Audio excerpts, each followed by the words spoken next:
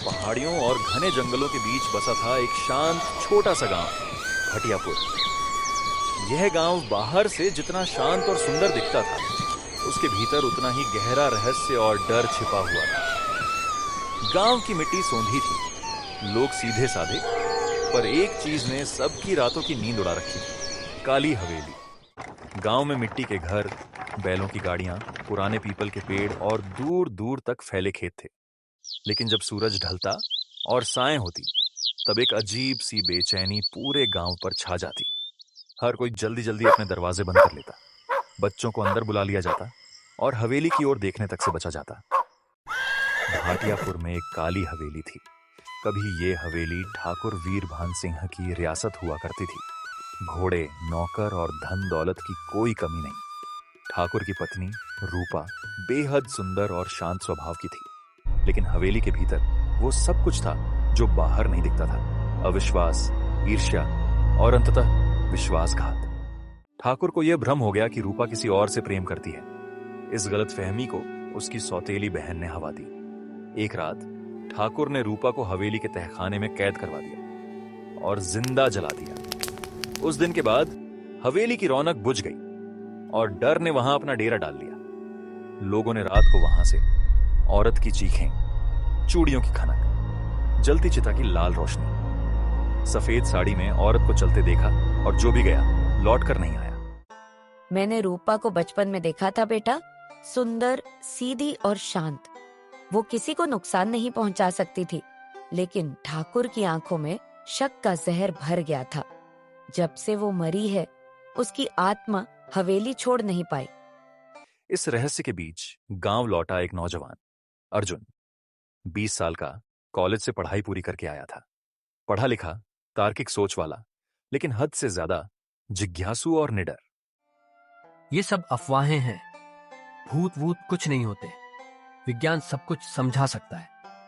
अगर किसी की आत्मा है भी तो उसे डरकर नहीं, समझकर मुक्ति मिल सकती है। तू सच में हवेली जाना चाहता है अर्जुन? पागल है क्या? रमेश याद है ना, कभी वापस नहीं आया। इसीलिए जाना जरूरी है। अगर वहां सच में कुछ नहीं है तो मैं सबको दिखा दूंगा, और अगर कुछ है तो शायद उसे समझा जा सकता है। मत जा बेटा, वो आत्मा अब भी वहां है। तू उसे छेड़ेगा तो अनर्थ हो जाएगा। अगर मैं डर के पीछे की सच्चाई नहीं खोजूंगा तो कौन करेगा दादी? रात गहरी हो चुकी थी। गांव में हर घर की खिड़की बंद थी। हवा में हल्की सरसराहट थी और कुत्ते दूर कहीं भौंक रहे थे। अर्जुन अकेला टॉर्च और एक छोटी सी लकड़ी की छड़ी लेकर निकल पड़ा था, उस हवेली की ओर जहां जाने का नाम सुनते ही गांव के लोग कांपने लगते थे। वेली सामने थी, काली दीवारें, टूटे झरोखे, मानो हवेली जानती हो कि कोई आ रहा है, जिसे वह बहुत समय से बुला रही थी। क्या ये वही जगह है जहां रूपा को जलाया गया था? यह मेरा घर है, तू क्यों आया? कौन है? यह मेरा घर है, तू क्यों आया? मुझे मेरी पीड़ा के साथ रहने दे। मैं तुम्हें समझना चाहता हूँ। मैं जानना चाहता हूँ कि तुम्हारे साथ क्या। मैं रूपा हूँ, ठाकुर वीरभान सिंह की पत्नी। उसने मुझे उस तहखाने में बंद किया, मुझे जलाया, और तब से मैं इसी जलन के साथ यहाँ अटकी हूँ। लोग मुझे भूत कहते हैं, लेकिन मैं सिर्फ एक औरत हूँ जिसे मरने से पहले इंसाफ नहीं मिला। अगर तू सच में मेरी मदद करना चाहता है तो मुझे मुक्ति दिला। कैसे? मेरे अवशेष तहखाने में दबे हैं, उन्हें विधि से अग्नि दे, मुझे शांत कर। लेकिन अगर झूठ बोला या अधूरी अग्नि दी तो तू भी यहीं रह जाएगा मेरे साथ हमेशा के लिए। डर और सच्चाई के मिश्रण में डूबा अर्जुन हवेली से बाहर भागता है। वो भागते हुए पलट कर देखता है। हवेली की खिड़की से वही औरत उसे देख रही होती है। रात की उस भयावह मुठभेड़ के बाद अर्जुन पूरे बदले हुए चेहरे के साथ सुबह अपने घर लौटता है। उसकी आंखों में नींद नहीं थी, बल्कि सच्चाई की चमक थी। कहाँ था तू पूरी रात अर्जुन? तू ठीक तो है ना? हाँ दादी, लेकिन अब मुझे रूपा को इंसाफ दिलाना है। उसके साथ बहुत अन्याय हुआ था, और अब उसकी आत्मा तब तक शांत नहीं होगी जब तक हम उसे मुक्ति नहीं देंगे। अर्जुन सीधे गांव के पंचायत भवन जाता है, जहां पुराने दस्तावेज, जमींदारी के कागज और जमींदारों की किताबें रखी थीं।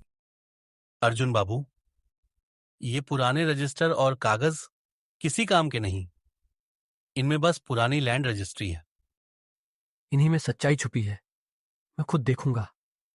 एक पुराना बक्सा खोलने पर अर्जुन को मिलती है एक चमड़े की बंधी डायरी।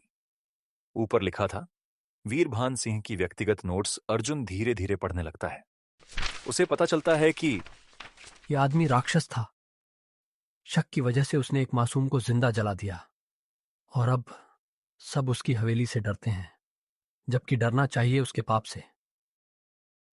अर्जुन को याद आता है कि गांव में एक बहुत बूढ़े बाबा रहते हैं, बाबा चंदा, जो ठाकुर के जमाने में नौकर थे। बाबा, क्या आप रूपा देवी को जानते थे? रूपा बिटिया? हाँ बेटा, वो बहुत नेक थी। ठाकुर ने उसके साथ बहुत बुरा किया। मैंने अपनी आंखों से देखा था। आग के लपटों में वो रोती रही और कोई उसे बचा नहीं सका।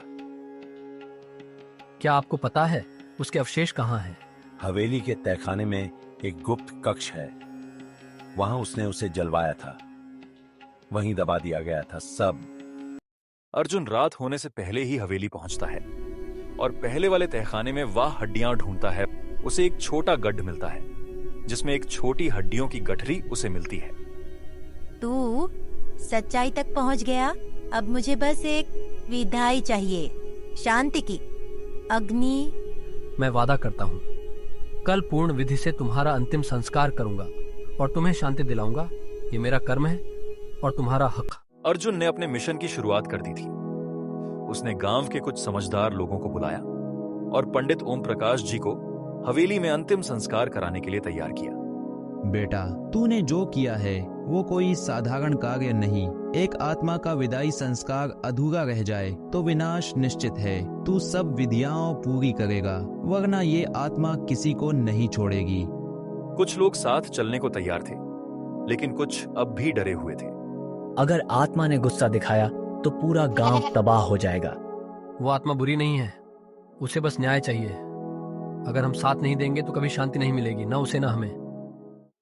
शाम होते होते अर्जुन, पंडित जी और 5 गांव वाले हवेली के भीतर जाते हैं। तहखाने को साफ किया जाता है। रूपा के अवशेष उसी स्थान पर रखे जाते हैं जहां वह जली थी। अगर ये विधि अधूरी रही तो ये हवेली सबको खा जाएगी।